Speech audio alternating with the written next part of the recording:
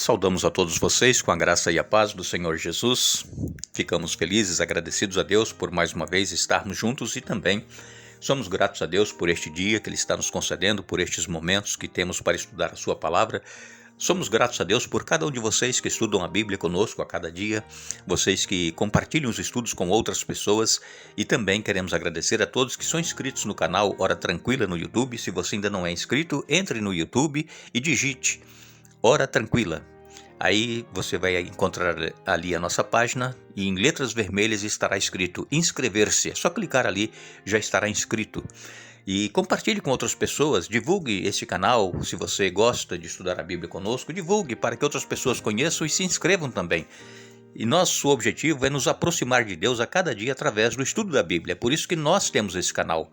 Não é para nosso engrandecimento, não é para nós querermos aparecer, nada disso, é para nos aproximar de Deus. Queremos agradecer a todos que nos escrevem dizendo de onde estão acompanhando os estudos. Mandamos um alô especial para Lucimar Storck, é de Ribeirão, Laranja da Terra, no Espírito Santo. Leôncio Bezerra é de Gama, Brasília, Distrito Federal. Marli Abreu Lima é de Alto Horizonte, lá em Goiás. Margarida Vaz é aqui de Brockton, Massachusetts, Estados Unidos. Moacir Costa e Rosilene são de Taunton, também em Massachusetts, Estados Unidos. Nilza Justiniano é da Itália e todos os demais que nos escrevem, nós agradecemos e sempre iremos mandar alô para vocês. Iremos orar. Santo Deus e eterno Pai, que estás nos céus, aqui estamos novamente diante da Tua presença, agradecidos pela vida, pelos cuidados, pela proteção.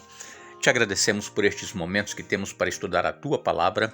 Ajuda-nos, Pai, a entendermos e colocarmos em prática em nossa vida. Abençoa todos aqueles que passam por algum momento difícil em sua vida. Um deserto, uma enfermidade, um desemprego. Tenha misericórdia, Pai. Supra as necessidades de cada um, dê vitórias. Em nome de Jesus. Amém. Vamos então dar continuidade a esse estudo desta semana. E falamos a respeito do povo de Israel, que foi tirado lá do Egito. Deus os conduziu por um caminho mais longo, mais difícil. O povo precisava conhecer Deus, saber quem é Deus. E Deus então escolheu esse caminho pelo Mar Vermelho, pelo deserto, e até chegarem às portas para atravessar o Rio Jordão para Canaã. Só que devido à incredulidade deles, à dureza de coração, eles ficaram 40 anos no deserto. Às vezes, irmãos, Deus permite que passemos por uma situação porque nós duvidamos do poder de Deus. E somente quando nós nos rendemos a esse Deus, que nós deixemos que Ele opere em nós, realize em nós a vontade dEle, aí sim nós vamos receber as bênçãos que nós estamos precisando. Aconteceu com o povo de Israel, está na Bíblia, é um relato sagrado. Deus usou pessoas, inspirou pessoas para escrever a Bíblia Sagrada, para que nós conhecêssemos a história do povo, da humanidade. Começou lá no Jardim do Éden com Adão e Eva, e depois vem contando a história até chegar hoje, em nossos dias. Está na Bíblia. Os momentos difíceis que nós iríamos atravessar nos últimos dias da história deste mundo, mas nós temos que ter a certeza de que há um Deus nos céus, há um Deus que cuida de nós, há um Deus que nos protege, e a esse Deus nós precisamos primeiro conhecê-lo, ter intimidade com ele e obedecê-lo, e também precisamos caminhar com ele dia a dia. É isso que Deus quer, a nossa comunhão com ele. O povo de Israel teve aquele problema da água. Primeiro foi em Mara, águas amargas. Depois foi lá em Refidim. Não havia água para beber. E então Deus disse a Moisés para que tocasse com o cajado dele na rocha, para que Deus mostrasse o poder dele. Irmãos, Deus é como às vezes nós temos um ditado que diz que tiramos leite de pedra, não é? Leite de pedra, não é fácil, não é? Mas nós conhecemos pais que fazem de tudo para poder sustentar, manter a família, né? Tiram leite de pedra para que os filhos não fiquem sem alimento. E Deus é esse Deus, irmãos, que Ele tira a água da rocha para que o povo não morra de sede, para que o povo não tenha o desejo de voltar lá para o Egito. Quantas vezes, depois que aceitamos a Jesus, nós passamos por situações que queremos voltar para a velha vida, não é? Abandonar tudo e viver a velha vida de pecado, uma vida longe de Deus, achando que lá era melhor. Mas não existe lugar melhor e mais seguro do que junto ao nosso Deus. Ele provê, Ele supre todas as nossas necessidades. Ele não deixa faltar, irmãos, o necessário, Ele não deixa faltar. Às vezes nós queremos além do necessário. Às vezes nós queremos aquilo que nós nem estamos precisando, mas nós nos endividamos, nós fazemos de tudo, para poder ter aquilo que achamos que estamos precisando e nem precisamos. Então nós temos que ser orientados pela palavra de Deus para estarmos contentes com o básico, com o necessário. Se Deus conceder mais alguma coisa, graças a Deus por Ele nos conceder algo mais do que aquilo que nós precisamos. Mas quando nós temos algo mais do que nós precisamos, que nós possamos nos lembrar daqueles que não têm nada e ajudar aquelas pessoas.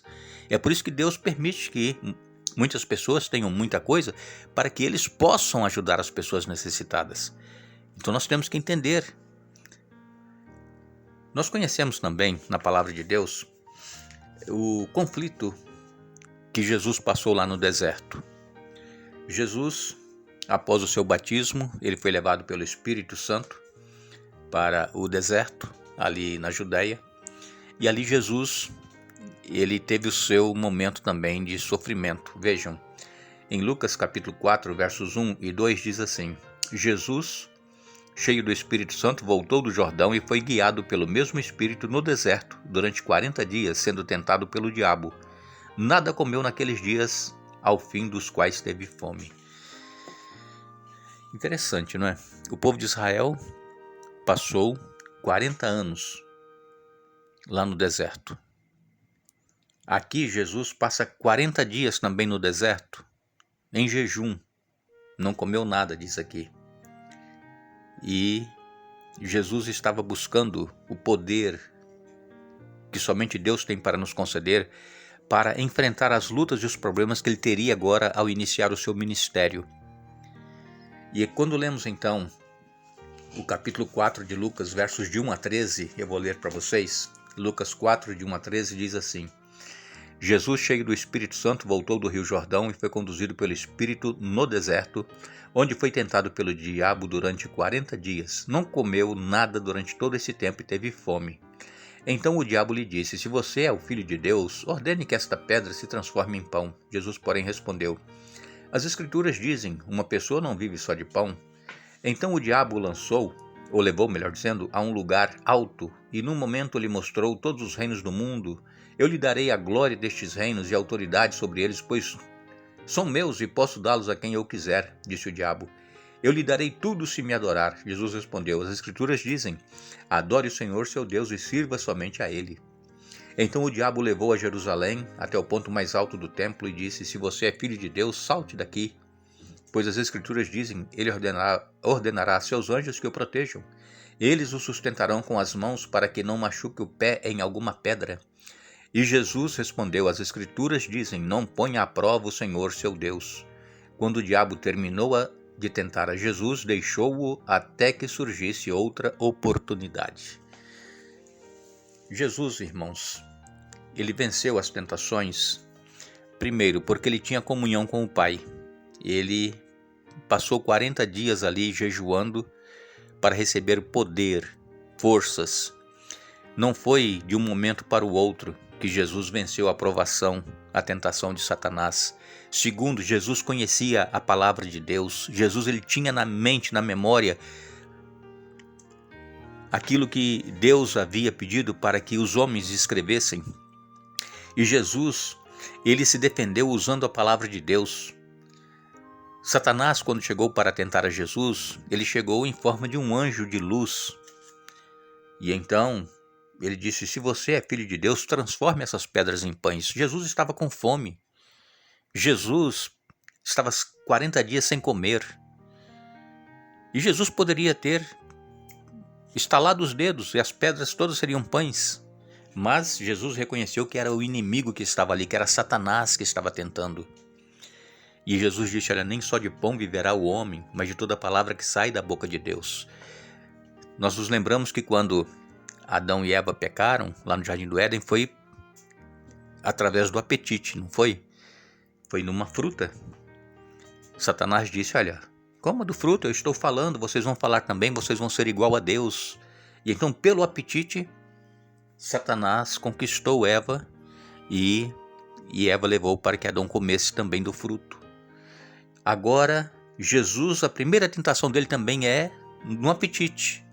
Jesus com fome, transforma essas pedras em pães, se tu és o Filho de Deus. Mas Jesus conhecia a Bíblia, irmãos. Jesus conhecia a palavra de Deus daquela época. E então, Jesus disse que nem só de pão viverá o homem, mas de toda palavra que sai da boca de Deus. Jesus citou aqui Deuteronômio, capítulo 8, verso 3. Jesus sabia, conhecia a Bíblia. E também, quando Satanás pediu para que ele o adorasse, que ele daria todos os reinos do mundo, Jesus também usou a Bíblia. Jesus disse, adore o Senhor seu Deus e sirva somente a Ele. Está também em Deuteronômios, no capítulo 6, verso 13. Vejam que Jesus ele conhecia a palavra de Deus. E aí, quando Satanás diz, olha, se você se lançar aqui do pináculo do templo, abaixo, Deus vai dar ordem aos seus anjos, eles vão te guardar, te proteger. Nada vai te acontecer. Mas Jesus novamente cita a Bíblia em Deuteronômio 6, verso 16. Não põe à prova o Senhor seu Deus. E interessante que Satanás também usou a Bíblia para poder tentar a Jesus. Como ele disse, não é? Se você lançar daqui abaixo, Deus vai dar ordem para os seus anjos para que você não sofra mal nenhum. Ele vai te proteger. Os anjos dele vai vir aqui para te guardar. É isso. Interessante, irmãos, como que o diabo conhece a Bíblia. E muitos estão sendo enganados hoje em dia pela própria Bíblia. Por quê? Porque pessoas usam a Bíblia distorcendo aquilo que Deus disse para encaminhar as pessoas para o mal ou para a desobediência a Deus. Então nós temos que ter muito cuidado. Nós sabemos que Deus, ele não tenta ninguém. Como o apóstolo Tiago diz, lá em Tiago 1, verso 13, Deus ele não tenta ninguém, mas Deus pode permitir uma tentação, uma provação, porque Deus primeiro, ele quer mostrar para as pessoas que aquele filho que está sendo tentado é um filho fiel, é um filho obediente, que não vai errar ou desistir da caminhada por causa da provação, da tentação, mas vai testemunhar do seu amor e confiança em Deus, como foi o caso de Jó. Satanás foi lá e disse a Deus, olha, o Jó é obediente porque ele tem tudo, não falta nada para ele. Aí Deus disse, não, pode tirar tudo que ele tem. E Jó perdeu todos os filhos, os bens, perdeu a saúde, né, no final. Ficou uns 2 anos nessa prova, irmãos, mas Jó permaneceu fiel. Ele sabia que Deus existia e que Deus iria se manifestar na vida dele. E Deus se manifestou e ele teve tudo restituído em dobro, tudo que ele possuía antes. Então, irmãos, a palavra de Deus, ela existe para nos trazer conhecimento do poder de Deus, daquilo que Deus pode fazer por nós, por aqueles que confiam nele, no seu poder, e que nós possamos tirar lições a cada dia desses estudos que fazemos e colocar em prática em nossa vida. Que possamos exercitar a nossa fé. Não vamos deixar o diabo nos vencer, como nós estudamos na semana passada. Resistir ao diabo e ele fugirá de vós. Precisamos resistir, e nós resistimos através da oração, através do estudo da Bíblia. Quanto tempo tem que você não ora? Falar com Deus, abrir o coração a Deus, se prostrar diante de Deus, tem quanto tempo? Quem sabe a maioria das pessoas só fazem aquela oração superficial e não tem aquele relacionamento íntimo e comunhão com Deus. E nós precisamos desenvolver esse hábito, ter comunhão com Deus. Por isso Jesus venceu lá no deserto. E nós também venceremos se nós buscarmos em Deus esta força, esta confiança que nós precisamos ter nele e desenvolver com ele a intimidade que nós precisamos ter para conhecê-lo. Que Deus nos abençoe. Retornaremos amanhã dando continuidade ao estudo, mas não nos esqueçamos, amados, não se surpreendam com as provações de fogo ardente pelas quais estão passando, como se algo estranho lhes estivesse acontecendo. 1 Pedro capítulo 4, verso 12. Que Deus nos abençoe.